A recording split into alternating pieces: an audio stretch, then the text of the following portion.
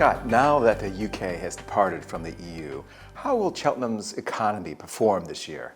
I think I would best describe it as hopeful.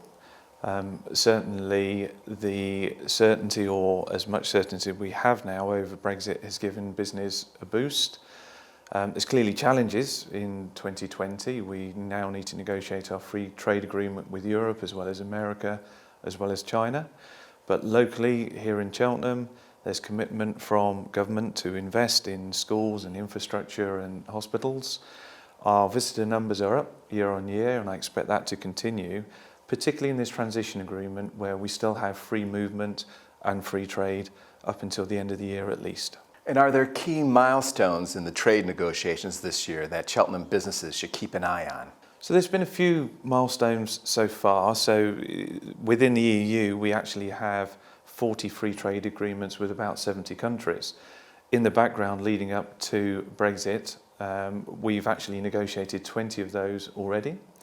So our milestones this year are negotiating now with people like the US and China, who we weren't allowed to talk to until Brexit happened, as well as the other 20. And of course our free trade agreement with the EU.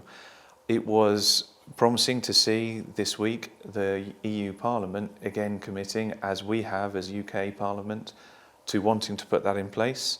And the key dates for that one are the terms of the negotiation are going to be agreed during February. There's going to be a summit in June, and that summit is important not just for a review of progress, but also that's our time, if we're going to extend the transition agreement, where it would be tabled. And then finally, end of November, trade agreement has to be ready and put forward to European Parliament for approval. Which business sectors might be adversely affected and which might prosper? So I think for us here in Cheltenham, there's two which spring to mind, which we need to be very considerate of in negotiating our free trade agreement. And one, of course, is the festivals. Cheltenham Festival, famous for the racecourse. For that to happen, 250,000 visitors a year, we've got to get racehorses here from Ireland and France. So I think it would be important that we can freely bring those in and out. And also agriculture. We've got a lot of industry locally, but we have a lot of agriculture. And of course, agriculture has benefited from about £4 billion of EU support year on year. So we need to see how that's going to be replaced and if it's going to be replaced. I think in terms of those businesses that might benefit, I think local businesses will benefit. People will buy more locally. I think we'll become a bit more buy British and a little bit mercenary, but perhaps the recruitment consultants and the estate agents, I think they might be busy, as we have some people who will repatriate, and there's always change within business. So I think there'll be opportunities and some concerns. And what can businesses do to prepare while trade negotiations are underway? So a lot of businesses have already prepared. Those who haven't probably need to start soon. The first place I'd advise them to start is mapping their supply chain. Understand who their customers are, who their suppliers are, look at some of the small prints in their contracts, see if there is any risk of any penalties, see where the weaknesses are. Is it going to be at a particular port? Speak to their distributors to see, well, maybe do we go out some of the northern ports out of the UK and into Holland rather than across on the Channel. Think about their licenses. If we're not part of the EU, we might need a different license or certificate for a particular type of product we're exporting. Similarly, think about whether they'll need to register a company in Europe. Some products which are being supplied at the moment have European patents, but if they're registered in the UK, they'll become UK patents.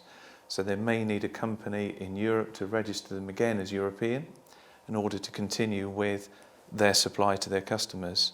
And of course the EORI number, the European Organisation Registration Identification.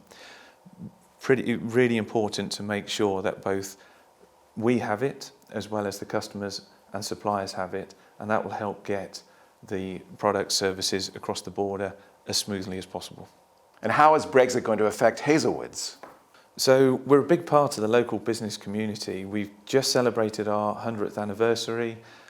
We've always been in and around Cheltenham and Gloucester and Gloucestershire, and we're very much affected by the local economy. If the economy is doing well, then our clients are doing well and we will. if the economy is on a downturn, then it will have an impact on us. I think the next 12 months and beyond Brexit is going to bring change, and with change, our role is to try and help the local business community. We're part of HLB International, so we're part of a worldwide network.